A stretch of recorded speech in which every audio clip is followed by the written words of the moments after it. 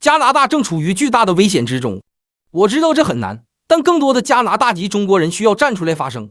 我们需要向加拿大人证明，我们效忠的是加拿大，而不是中国。是时候选边站了，每项权利都伴随着责任，自由并非免费。许多加拿大先辈为之献出了生命，每个加拿大人都有责任守护这份自由，加拿大籍中国人也不例外。唯一的差别在于，我们出生在加拿大的敌国的土地上，因此我们肩负的责任也更加沉重。1月14号，北京城里来了个稀客，谁呢？跟咱们别扭了快10年的加拿大总理马克·卡尼。这个事本身吧就够稀奇的了，但是更稀奇的是，这个总理前脚呢刚想来中国找口饭吃，后脚一去拿这个蓝护照的自己人却急眼了。今天咱们就来扒一扒这帮妖魔鬼怪的画皮。这可是时隔整整8年这加拿大总理呢头一回踏进咱们中国的地界儿。那就在这个卡尼前脚刚在北京握手签字儿，想给这个加拿大那个快揭不开的经济找口饭吃的时候，在加拿大那边有一帮咱们俗称的高等华人，这帮人急眼了。他们在网上发那种痛心疾首的帖子那个词儿写的，哎呦喂，我看着都替他们脸红。那种急着表忠心，那种恨不得把心掏出来给养主子看的劲头，那真是连电视剧都不敢这么拍。先说这个大背景你得知道马克·卡尼这个人吧，他可不是一般的政客，他是搞经济出身的。这个人心里那个算盘珠子拨的比谁都精。他这个时候顶着压力来中国，图什么？图感情？别逗了，国家之间只讲利益，他图的是救命。现在加拿大呢，说句不好听的，那就是一年不如一年了。你看他那个带头大哥美国，现在是什么德行？这以前吧，美国吃肉让这个加拿大喝口汤，现在呢，美国那是为了保自己连骨头渣子都要嚼碎了咽下去。这加拿大别说喝汤了，差点被扔到锅里炖了。这就是残酷的地缘政治邻居论。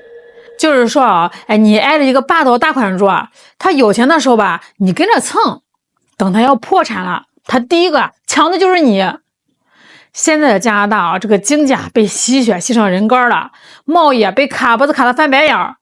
美国一说这个优先加拿大的木头、石油、铝材想卖过去门儿都没有，加税加你亲妈都不认识。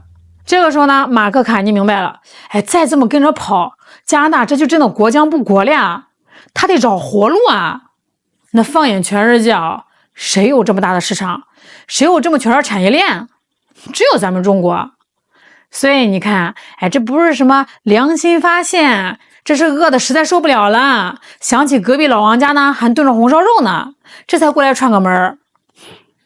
这按理说吧，这是好事吧，这对于加拿大老百姓，对于咱们做生意的，那都是双赢但是重点来了就在这个时候，加拿大那边的一位高等华人跳出来发表了开头那段惊天地泣鬼神的言论。咱们来逐字逐句的品一品看这个奇闻到底多荒谬。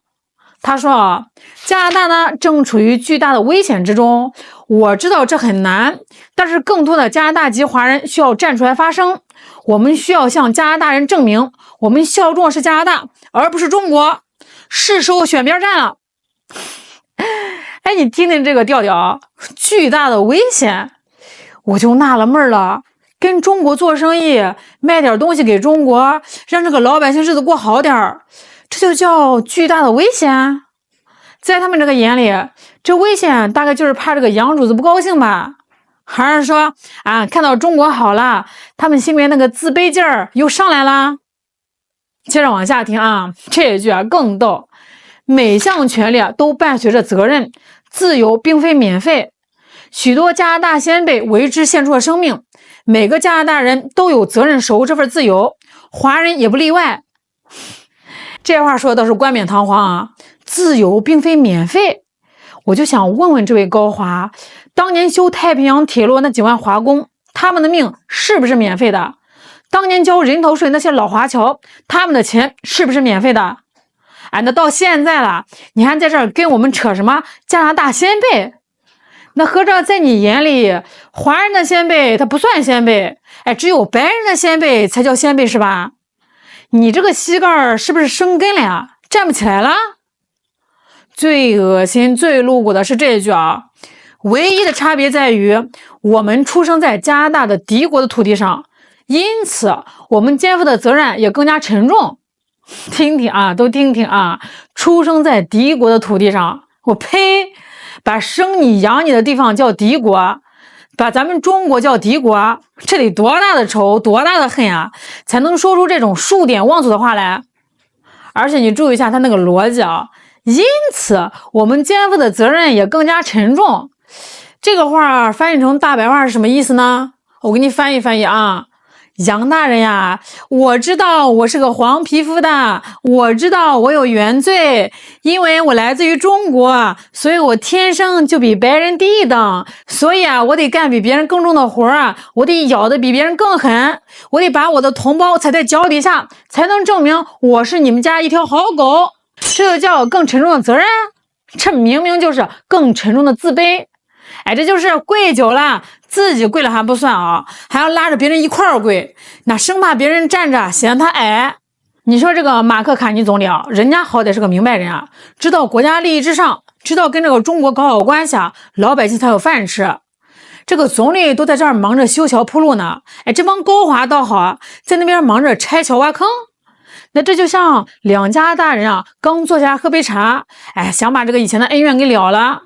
结果这家里面养了一条宠物，突然冲着这个客人狂叫啊，还转头跟这主人说啊，主人千万别信他，他是敌人，咱们得咬死他，我要证明啊我对你的忠诚。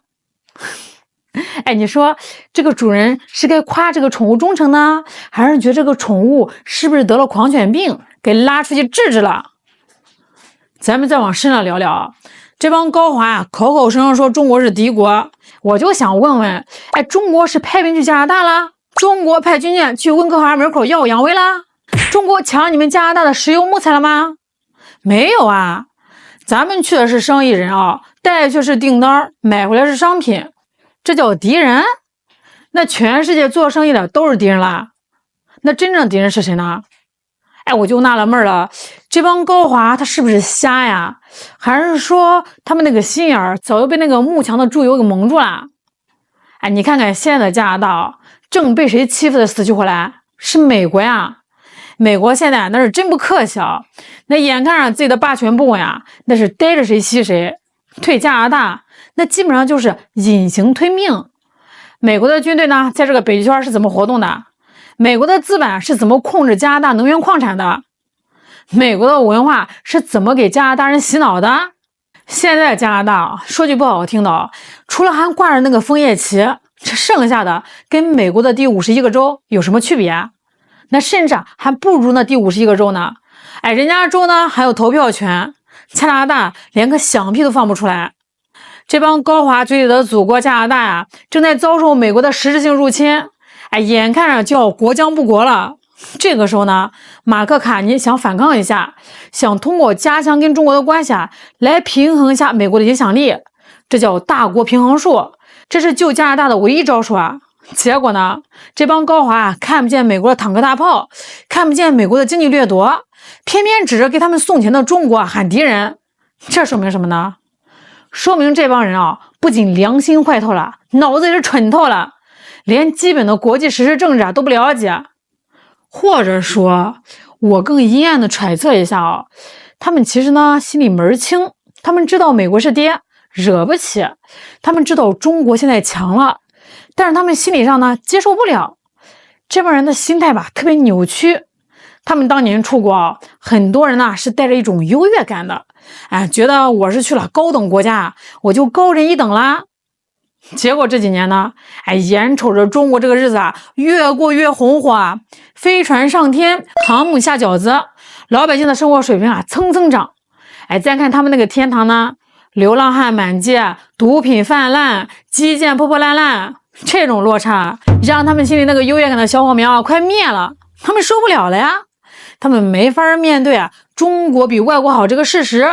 所以呢，他们必须把中国给妖魔化呀，那必须把中国说成是敌国，邪恶的。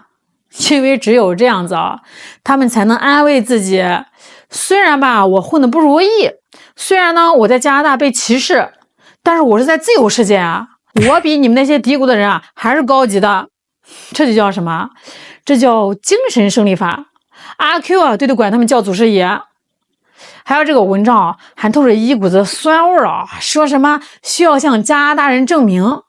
哎呦喂，你都入籍了呀，你都宣誓了，你这个护照都是蓝皮儿的，你还得天天证明，这说明什么呢？说明人家压根就没把你当自己人。你看那个白人啊，那个从欧洲移民过去的，人家需要天天喊我效忠加拿大吗？人家不需要。就你黄皮肤黑眼睛，哪怕你把这个心抛出来，人家也觉得这颜色不对，是不是染的？这种心态有个学名叫归者狂热。什么意思呢？就是那种半路出家新加入某个团体的人，往往比那些土生土长人更激进更疯狂，因为他们心虚，他们没有安全感，他们得通过踩踏自己的母国，通过出卖自己的同胞来换取主子的一句 good boy。 但是我得给这帮人泼盆冷水，你以为你这么干人家就信你啦？那历史上这种事多了去了啊。二战的时候美国那是怎么对待这个日裔美国人的？管你是不是生在美国，管你是不是效忠美国，只要你长着那张脸通通关进去。现在这个美国高华还有这个加拿大那帮蠢货他们自以为呢，他们表表忠心骂骂中国就能躲过去了。别做梦了，在真正的危机面前建议加拿大人呢搞一个真正的忠诚测试。你会发现这帮人吧，其实根本没有祖国，他们既不爱中国，其实呢也不爱加拿大。他们的哲学只有一条，谁强我就跪谁。如果哪天外星人来了，比这个美国还强，这帮人绝对第一个带头，转头就骂地球是敌球，说我肩负着更沉重的责任来消灭地球人。所以马克卡尼总理还得防着点这帮人。这帮人表面上是在向加拿大表忠心，实际上是在配合美国的舆论战，想把加拿大的退路全堵死，想把加拿大彻底绑在别人的战车上当炮灰。说了这么多吧，其实我心里面挺不是滋味的。咱都是中国人虽然说隔着这个大洋换了护照，但是那个血脉里的东西是改不了的。看着这帮人在那边像跳梁小丑一样，为了讨好别人不惜把自己的脸皮撕下来踩在地上，真的是挺可悲的马克卡尼这次来中国是个明白人做明白事儿，这说明吧，形势比人强，风向变了。